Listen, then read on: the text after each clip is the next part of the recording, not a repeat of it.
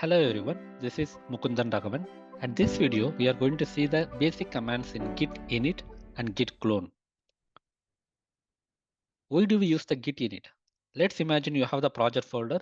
You want to track all the changes which are happening in your project folder by using the git. In order to make that, we will be using the command called git init. As soon as you execute this git init in your project folder, there will be a folder called .git will be created inside the same project. This folder will have the metadata in the sense the data about your data, which means inside the project folder, the data is nothing but your project code. And when it is being created, when it is being updated, when it is being maybe deleted, all the information about this will be considered as a metadata. Basically, your history of your code changes will be saved into this .git folder. And all other configuration about the Git also will be residing inside this .git folder. So git init command will initialize the .git folder inside your project to track the changes in your project. Now coming to the git clone. Most of the times you will be getting the project code from our existing team or remote repository.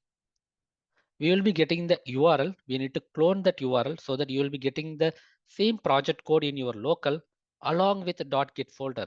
Basically, you are not only getting the code from remote repository, but also along with the .git folder. Let's understand overall view here. The first scenario is initializing the new repository. Here, I am the first person who is going to create my project. So basically, I will create the new directory. I will just get into the directory because this .git folder should be inside the project folder. After getting into the project folder, I will be explaining or let's say executing the git init. Then after I will be doing the lot of activities, adding the files, making the changes, adding to the stage files, committing the changes and so on. But these changes will be seeing in the coming videos. At this point of time, we will see git init only.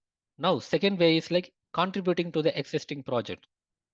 Sometime we'll be getting the project from our project as we discussed. So that time we will be given with the URL and we should have the access also. Then we will clone the repository by using the git clone. So this is the theoretical part. You can see this diagram whenever you want. Now let's go to the practical. Imagine in desktop, I'm creating a project folder. Let's say demo project. Just opening the demo project. Here you can see there are no files. Maybe I can create some dummy files considering as a project code files. Let me take demo.py. Consider this is a simple project file. Now you can go to the view. Here you can see hidden files also enabled. So that means that I can see the hidden files. Now right click and go to terminal. Just you can see the git bash. Open git bash here. We are in the same project folder. We should be inside the project folder to just execute the git init enter. You can see the output message initialize the empty git repository with .git, and by default the branch name is master. So branches we have not seen so far. So let's keep that topic apart and we will see here you can see .git. We can consider we have initialized the git inside our project so that all the changes will be tracked under the git. Now the part 1 is completed. Next go to the part 2. When going to the part 2, it could be possible that you might have the remote repository from the different service providers. Most of the people might be knowing about the GitHub or Bitbucket and so on. So here I'm going to show one example, which is GitHub.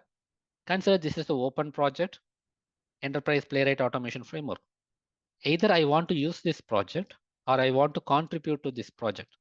So in that case, I just want to clone it. If you go to code, and here you can see HTTPS code for the clone. So basically this is the URL. Just copy this and go. Maybe we can create one more project.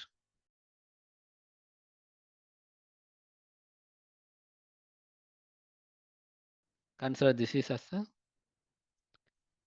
or let's say type simple remote repo. Get into this, right click, open the git bash here. Now git clone the git URL, copied, enter. Here you can see It has been cloned. Now if you go to the project folder, remote repo, you will have the project folder.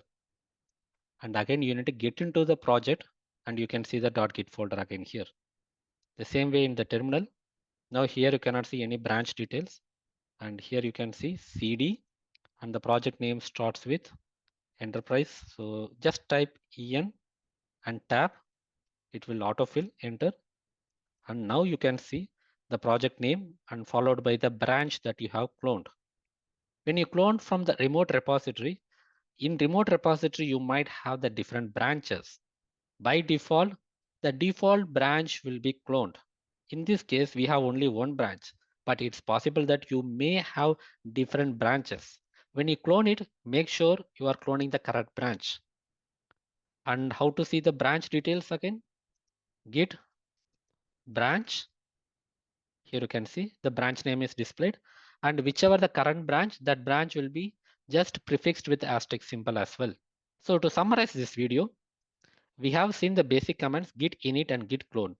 Git init is for somebody who wants to initialize the project with a git.